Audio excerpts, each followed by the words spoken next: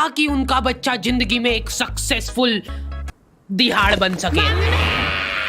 दरिंदे रोक दे बच्चा।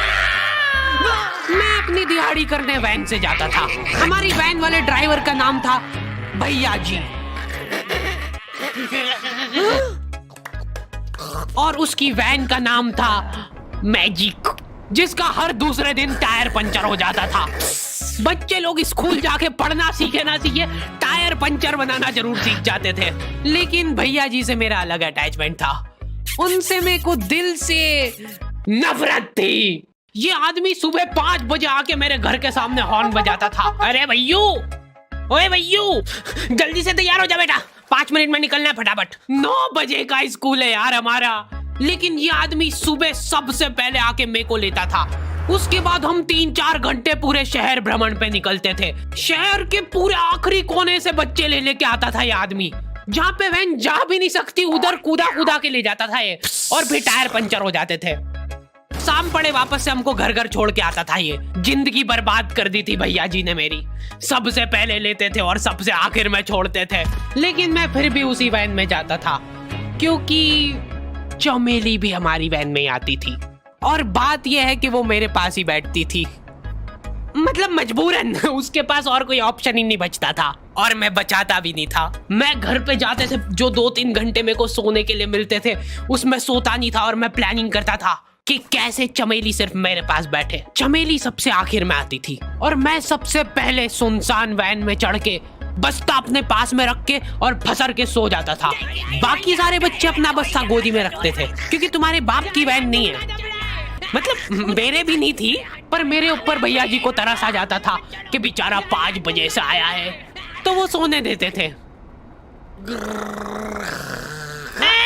अरे कैसे चला रहा है ये गाड़ी? रुक जा, गाड़ी चलाना नहीं आती क्या? देखो, आदमी इतना तभी चिढ़ता है जब उसकी जिंदगी में कोई लड़की ना हो। नहीं है ना? नहीं, मैं समझ सकता हूँ लड़की ना होने का दुख दर्द। मैं भी किसी जमाने में लड़कियों की तलाश में गली मोहल्ले भटकता था।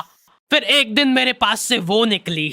जैसे ही मैंने हैपन खोल के देखा, उसकी आईडी मेरे फोन पे चमक रही थी।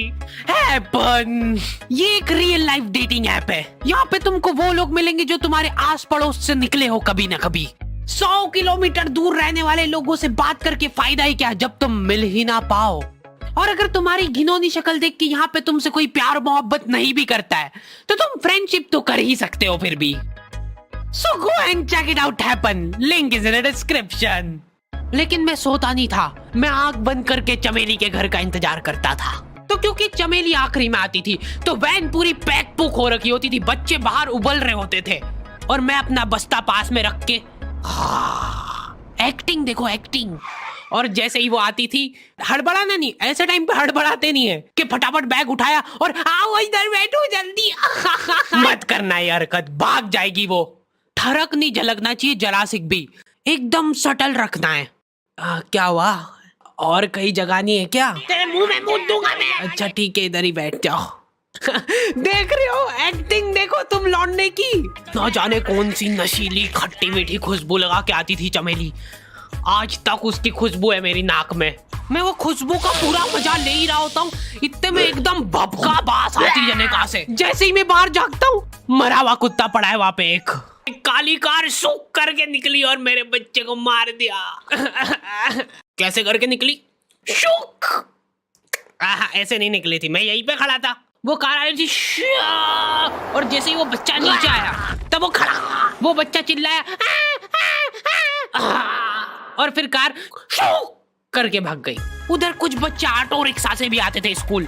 ऐसा लगता था कि पूरे स्कूल के बच्चे इस एक ऑटो रिक्शा में ठूस ठूस के ले जाता है वो। ये ऑटो वाले और भैया जी दोस्त थे, और अब ये बीच सड़क पे रेसिंग लगवा रहे हैं। इनकी गाड़ियां उबला रही है बच्चों से, पर फिर भी नहीं मान रहे ये लोग। नहीं जीतूंगा। स्कूल जाके वो पीछे मुलट के देख रहा है, तो एक बच्चा नहीं बचा उसके ऑटो रिक्शा में। हमारे भैया जी बेचारे पीछे से उनके गिरे हुए बच्चों को उठा उठा के ला रहे थे। ये सब हरकतें करके हम लोग जैसे तैसे कैद खाना पहुंच जाते हैं। सुबह 5 बजे से निकलने के बावजूद हम लोग लेट पहुंच रहे हैं। वहां पे पहुंच के हमने देखा कि 4 लौंडे मरे हुए पड़े हैं।